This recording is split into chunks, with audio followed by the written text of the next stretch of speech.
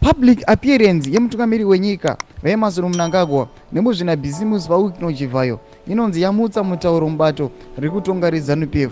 Aiwa, muri weZimbabwe kuzojwa rinopisa. Aiwa, public appearance yakaitwa naChivhayo kuZITF, aiwa nemutungamiri wenyika kana kumashure kwakamboita kuZVAITWA, aiwa yakonzeresa aiwa kutosplita chaiko mubato reZANU-PF. Sarapinda mashoko abuda muzara nhasi kuti bva subscribe like utina on the bell icon. Sarapinda muna munyogwa muchinzi vane ruzivo nezviri kuitika muZANU-PF vasina kuda kudomwa nemazita vaudza Newsday kuti mutevedzeri wemutungamiri wenyika vaConstantino Chiwenga navaKembo Mohwadhi vanonzi havasi kufara nekudyidzana kwavaMnangagwa navaChivhayo.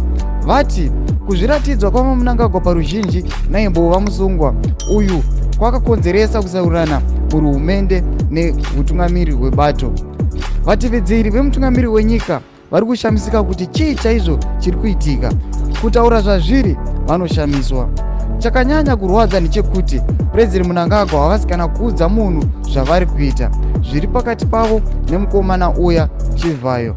Usashamisika kunzwa kuti zvino ava minista chero nguva pane dzimwe favor dziri kuitirwa Chivhayo. Aiwa ndiwo mashoko ari kubuda panapa kuti aiwa idi Mnangagwa asina kumboudza ani zvake. Aiwa mainvolvement ake kati maaffairs avari kuita aiwa naChivhayo havasi kana kumboudza ani zvake. Vanhu vari kutongofungira, vari kutongosuspecta kuti aiwa mongona kutongonzwa kuti mangona Chivhayo mukatongova minista kana anything else kana kutongosaboteja. Saka ndiwo mashoko ari kubuda panapa kuti aiwa zvichanzwisisiki, vanhu vese vane masuspicions. Tiudze mafungiro enyu nokudii pamusoro pechiitiko ichi. Pinda mucomment section medu, subscribe, like, turn on the bell icon.